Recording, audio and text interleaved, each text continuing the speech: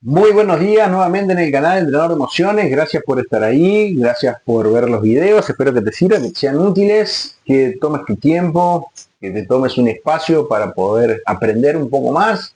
La idea del canal, como siempre te digo, es traerte las herramientas necesarias para que vos puedas afrontar y enfrentar todos los problemas que tengan que ver con tu vida, con el espíritu, a que puedas manejar tus emociones, tus pensamientos y que puedas también, obviamente, a manejar tu economía, que es algo fundamental, fundamental. Dios quiere que seamos prósperos todos, que seamos abundantes. A Dios no le interesa que vos seas pobre. No te quiere tampoco pobre, no te quiere ni pobre, ni sucio, ni arrastrado, ni que vivas en una choza, ni que estés en deuda con todo el mundo. Él simplemente te quiere que vos avances y crezcas en el conocimiento de la verdad y que la verdad te haga libre, y al hacer de libre obviamente te va a hacer una persona que vos no tengas deudas, una persona abundante económicamente hablando, y que con el trabajo, los trabajos que vos tenés, pueda vivir de 1 a 10 en un 10. No digo ser millonario, pero sí no tendría problema Dios en que vos seas millonario. En el capítulo anterior yo te mostré lo que era la hermenéutica, hablamos del sincretismo, hablamos también de la homilética. Vamos a continuar ahora sobre la hermenéutica y sobre la exégesis. Acordate que el sincretismo estaba vinculado con la amalgamación de religiones o de culturas, también obviamente de, de países, podemos decirlo, porque hay países que están pegados unos a otros y que culturalmente son casi parecidos, pero que también hay una amalgamación, se cruzan, se fusionan ciertas características, ¿no? Y que bueno, todo está supeditado a la honestidad que vos tengas interna y lo que quieras descubrir para vos poder cambiar. Siempre digo que el sistema religioso tiene una inclinación que hace de que las personas estén sometidas bajo un régimen tirano, obviamente. Bueno, teníamos la hermenéutica bíblica, que es la que se enfoca en la interpretación de la Biblia, la hermenéutica filosófica, que se enfoca en la interpretación de textos filosóficos, de comprensión de la realidad, y la hermenéutica literaria, que era la hermenéutica que justamente a vos lo entendés de forma literaria, así como está. Por ejemplo, Apocalipsis capítulo 1, versículo 7 creo que es, que dice que Jesús vendrá en las nubes y todo ojo lo verá. Si no es el 7 es el 8. Y eso mucha gente lo interpreta como algo literal, que Jesús viene así y se termina la historia. No hay otra forma de entenderlo. Es la única. Déjame decirte que el libro de Apocalipsis es un libro 100% simbólico, pero ese texto lo vamos a entender de forma literal. Y ahí está la hipocresía de lo que yo te menciono, de lo que dicen las personas, ¿no? Lo que dice la gente, lo que dicen las religiones. No es la forma de estudiarlo. Bien. Y después tener los principios de hermenéutica, que es la contextualización, que es el texto debe ser interpretado en su contexto histórico, cultural y social. Llevar nuestra mente, llevar las evidencias que hay, que encontramos a ese periodo, ¿se entiende? A ese periodo. Ejemplo, nos han enseñado que Jesús era pobre, pobre económicamente hablando. Sin embargo, Jesús nunca fue pobre, porque Jesús se movía como se mueve el mundo hoy, y se mueve por plata. Él tenía que caminar, tenía que viajar, tenía que comer, tenía que dormir, incluso a veces dormían en posada y la posada había que pagarla. No porque era Jesús, a él le iban a dejar las cosas gratis. Independientemente que Jesús tenía apoyo económico de gente, tenían que salir a buscar la diaria, digamos. Los discípulos también. Los discípulos eran judíos y eran tipos con cierto poder económico, y ese poder económico que ellos tenían hacían de que ellos pudieran trabajar, por ejemplo, un mes y descansar 3 meses. Porque si vos lees la Biblia, lo que la Biblia te enseña que fueron 3 años y medio de predicación. ¿Cómo hicieron para vivir esos 3 años y medio? ¿Tenían una cuenta en el banco que ya habían trabajado o le bajaba del cielo? No, eso no funciona. No funciona ahora, va a funcionar desde el tiempo. Imagínate. Independientemente de que sí funciona. Pero no es ese el mensaje que te deja. ¿sí? Porque siempre estamos romantizando, las religiones romantizan la pobreza. Todo el tiempo están romantizando la pobreza. Y no hay nada más pobre que romantizar la pobreza. Bien, la contextualización, el texto debe ser interpretado en su contexto histórico, cultural y social. De esto yo lo hablé también. Te puse un ejemplo de la guerra de las Malvinas un tiempo atrás, de que las Malvinas fueron, de que bla bla bla, y que nada de eso hoy es cierto. Fueron 9.000 soldados argentinos contra 4.000 soldados ingleses, y hoy hay más de 22.000 soldados que ni siquiera portaron un arma. Bueno, el contexto del momento no es el contexto que tenemos hoy. ¿Esto podemos debatirlo? Sí, claro que lo podemos debatir, podemos llegar a la misma conclusión, eh, pero no hay, no, hoy nos quieren vender una realidad que no fue así, no fue así. Nos quieren vender una realidad que la Marina, por ejemplo, hizo grandes cosas y la Marina no hizo nada. Lo único que hizo fue huir en la guerra marina. Lo único que participó fueron algunos comandos del ejército, los soldaditos del ejército que no estaban preparados para ir a pelear, los comandos de gendarmería, los comandos de la prefectura o la prefectura y fuerza aérea. Después todos los otros estaban en Puerto Argentino tomando café con leche con factura, que eran los jerarcas, los oficiales que ni un tiro tiraron. Hoy nos quieren vender, a los argentinos nos quieren vender de que fueron héroes de guerra. Y lejos estaban de ser héroes de guerra. Los que fueron héroes de guerra fueron los que tuvieron en el frente realmente. Y de esto hay historia, te vuelvo a repetir, comparate las revistas Gente, o Siete Días, o la revista Popular, del año 82, 83, 84, 85, que se hablaba de la guerra, del año 90, o sea, te va a mostrar lo que te estoy contando. Hoy no quieren vender pescado podrido, digamos, que son justamente estos que quieren justificarse, se quieren justificar, digamos, la autoría de los héroes de guerra.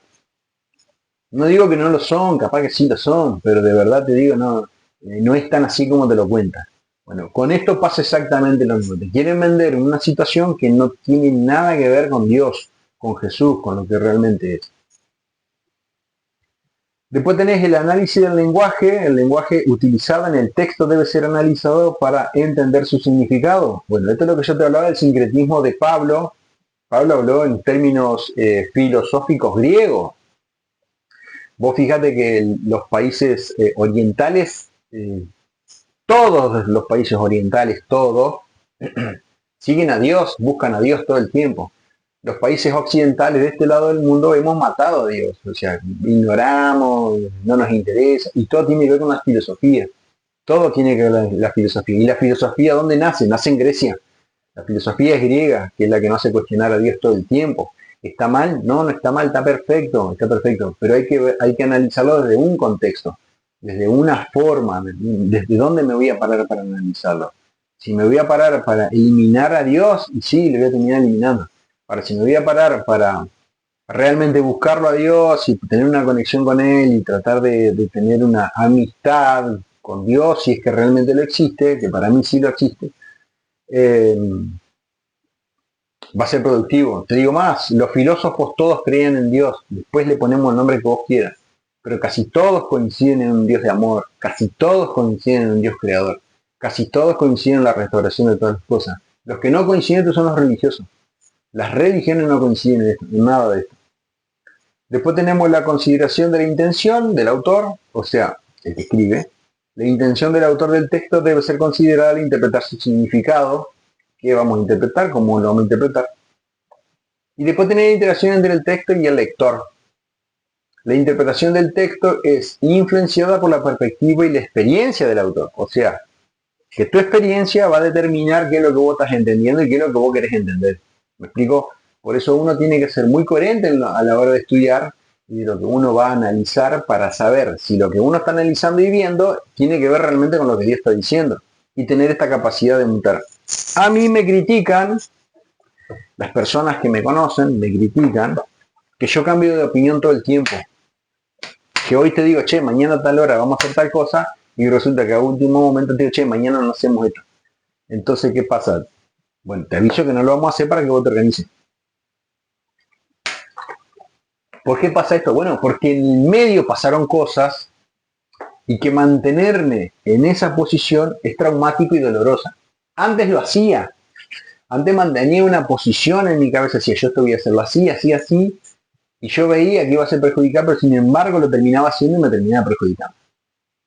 ¿Qué hice? Un día muté el pensamiento y dije, no.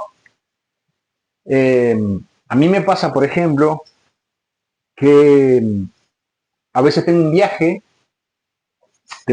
con alguien, con una persona, porque tengo un viaje de trabajo y le digo, che, le aviso a mi esposa, mañana martes, mañana miércoles, mañana jueves me voy de viaje a tal lado, me voy con tal porque tengo que hacer un trabajo. Te aviso para que sepa, ok, listo, está. Un día antes, esa persona no puede viajar conmigo porque le surgió algo, y me pregunta si puede ir solo porque realmente no puede, él no puede suspenderlo, algo le pasó, no puede.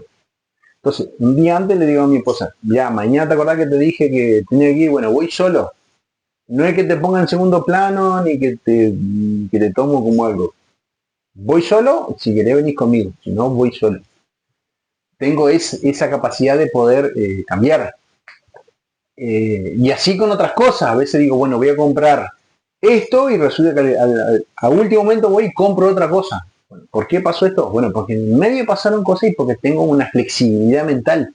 No significa de que sea una persona que no sostiene sus palabras. No, mi palabra la sostengo, pero como en el transcurso de ese caminar van pasando cosas, voy mutando el pensamiento. Entonces, si uno puede lograr tener esta flexibilidad mental, va a poder entender mucho mejor lo que Dios quiere decir. Bueno, después tenemos los métodos de interpretación, que es en análisis histórico crítico, se enfoca en la comprensión del texto en su contexto histórico. Lo que hablamos de Levítico, hablamos en el capítulo anterior, que hablamos de Levítico, de por ejemplo las carnes, ¿sí? El cerdo, por ejemplo, el sábado, bueno, todo eso se fue adquiriendo en otra cultura. Si vos lees, por ejemplo, el Antiguo Testamento, Jehová mandaba a matar a los niños, Yahvé mandaba a matar, ya vamos a hablar de eso. Yahvé mandaba a matar a los niños, a sacrificar. Moloch era un sinónimo de Yahvé, prácticamente, era casi lo mismo. Bueno, todo esto tiene que ver en el contexto. Las religiones lo ocultan, no, lo que pasa es que hay una mala interpretación y te salen con un martes 13 que nada tiene que ver con lo que vos estás leyendo. No solo en el idioma que lo estás leyendo, sino también en el idioma que fue escrito. Sí, bueno, y después tenés el análisis teológico que se enfoca en la comprensión del significado teológico del texto. Bueno, acá hay en el análisis teológico, bueno, esto también puntualmente está supeditado a la interpretación. La teología es interpretación de lo que vos quieras interpretar. Me explico cómo vos lo estás diciendo, cómo vos lo estás viendo. La Iglesia Católica cree en la reencarnación. Yo no creo en la reencarnación. ¿Por qué creen en la reencarnación? Bueno, creen en la reencarnación justamente porque ellos tienen libros apócrifos dentro del canon bíblico que hablan sobre la reencarnación. La Iglesia Católica cree en la divinidad de la Virgen María. ¿Por qué creen esto? Porque tienen libros de deuterocanónicos, que son 14, que hablan justamente de la divinidad de la Virgen María. La Virgen María es Dios. Entonces, toda esta interpretación es vos la buscás porque vos la estás queriendo buscar. No es que vos la buscás porque es lo que dice en la raíz del texto, dice lo que tiene que decir. Y esto está supeditado, como te digo, a la teología. Tu teología va por ese camino y vas a interpretar eso. Los adventistas creen que el día de descanso es el sábado. Yo no creo que sea el sábado. En su momento lo guardé, lo respeté, lo sigo guardando, lo sigo respetando porque lo mío ya es cultural. No me interesa profanarlo, romperlo, porque yo no pertenezco a ese club ni me interesa pertenecer. ¿Ustedes quieren guardar el sábado? Guárdenlo. A mí no me cambió la vida guardarlo o no guardarlo. Ni me cambia la vida guardarlo o no guardarlo.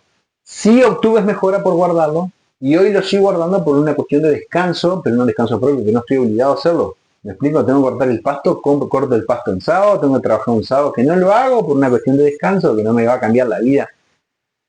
10 pesos más, 10 pesos menos un sábado. Tengo que comprar un sábado, que de hecho lo hago, voy y lo hago. ¿Me explico? No me va a condenar Dios. A los adventistas sí, porque su teología lo marca. Por eso la teología está supeditada a lo que vos estás queriendo interpretar. La hermenéutica es una disciplina fundamental para la interpretación y comprensión del texto. Al considerar los principios y métodos de la hermenéutica podemos descubrir el significado profundo y las implicaciones de un texto y aplicar su mensaje de manera efectiva a nuestra vida diaria. ¿Es importante la hermenéutica? Sí, claro que es importante, es muy importante. Vamos al exégesis. ¿Qué es la exégesis? Es un tema la exégesis también. Y es la interpretación detallada del texto. Es parecido a la hermenéutica, pero no es hermenéutica, es exégesis. La exégesis es la disciplina que se enfoca en la interpretación detallada del sistema de texto, especialmente aquellos que son considerados sagrados o clásicos. Su objetivo es descubrir el significado profundo de las implicaciones de un contexto, considerando el contexto cultural, histórico, social en el que se produjo. Tenés la exégesis bíblica, que se enfoca en la interpretación de textos bíblicos, la literaria y la histórica, que es casi lo mismo que el otro, que se enfoca puntualmente en los textos. Y después tenés la exégesis del lenguaje, el contexto, la estructura y la intención del autor.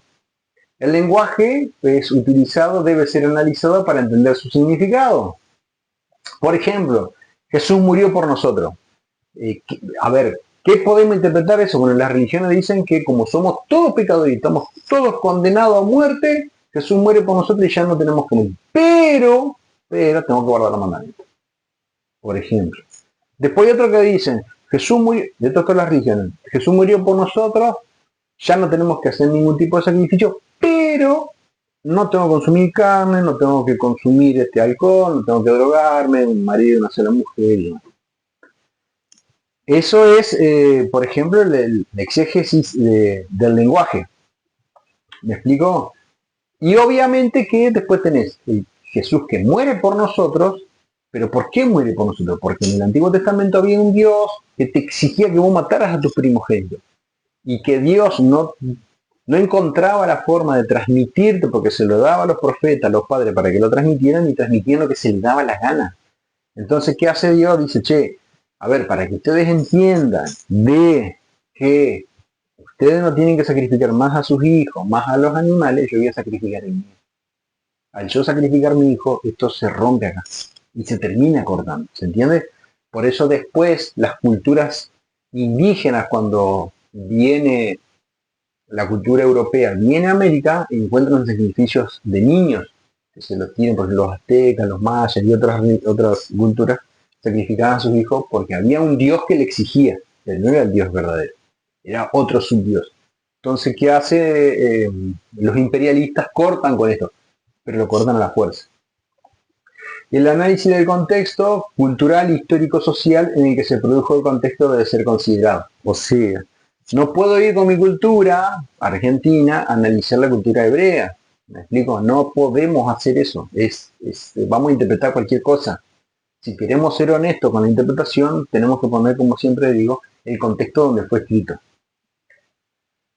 Y bueno, la estructura del texto debe ser analizada para entender su significado. Palabra por palabra hay que analizarla. Palabra por palabra hay que analizarla en su contexto para adelante y en su contexto para atrás. O sea, los versos que están adelante y los versos que están atrás para poder entender el contexto. Más los otros libros. Pues eso es un tema complicado para poder analizar en profundidad. Y después tener la intención del autor del texto que debe ser considerada e interpretar su significado. O sea, vuelvo a repetir. Cómo lo estoy analizando y leyendo va a ser el significado que yo obtengo del mensaje que estoy queriendo sacar. Y bueno, la herramienta para el exégesis, bueno, acá también hay un tema delicado que tenés el diccionario y léxico, que son las herramientas que ayudan a entender el significado de las palabras y frases del texto. O sea, si vas a leer el Nuevo Testamento tenés que tener un diccionario que hable griego y entender las palabras griegas, ¿sí? Los comentarios y estudios, recursos que proporcionan información adicional sobre el texto y su contexto. O sea, los comentarios y estudios también tienen que ser de personas que han estudiado con un juicio imparcial, muy imparcial, y esto es lo difícil, porque si no vas a obtener una teología condicionada. Vas a obtener una teología de un sistema católico, protestante o lo que sea. Y el análisis de la gramática, la sintaxis. Es la herramienta que ayuda a entender la estructura y el significado del texto. O sea, ¿te acordás con el primario o en el secundario cuando vos te enseñaban a analizar las oraciones que tenía sujeto, predicado, verbo, adjetivo, sustantivo?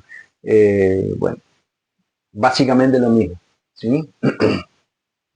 La exégesis es importante porque nos permite entender y aplicar los textos de manera efectiva en nuestra vida diaria, siempre que seas honesto y que seas imparcial. Al considerar el contexto y la intención del autor, podemos evitar malinterpretaciones y aplicar el mensaje del texto de manera relevante. Dicho esto, por ejemplo, usando el libro, yo siempre les digo a muchas personas que el Antiguo Testamento nada tiene que hacer con el Nuevo, nada. Son libros totalmente diferentes y opuestos, pero totalmente opuestos. ¿Por qué? Porque vos encontrás en el Antiguo Testamento un Dios tirano, un Dios que exige sacrificio, un Dios que te castiga, un Dios que decapita a otros dioses, un Dios que si vos no estás en el pueblo que él eligió, deben morir, como los asirios, como los moabitas, como los persas, como los babilónicos. Entonces, los únicos santos y buenos son los judíos. Ese es el Dios del Antiguo Testamento. Ahora, aparece el Dios del Nuevo Testamento, que es Jesús. No hay un hecho, no hay un antecedente donde Jesús vaya y ordene matar. Al contrario, él dice que hay que poner la vida por el otro. Y enseña todo esto. Y la exégesis, la hermenéutica, el sincretismo, la homilética que yo uso, pongo todo en una bolsa, es la de Hebreos capítulo 1,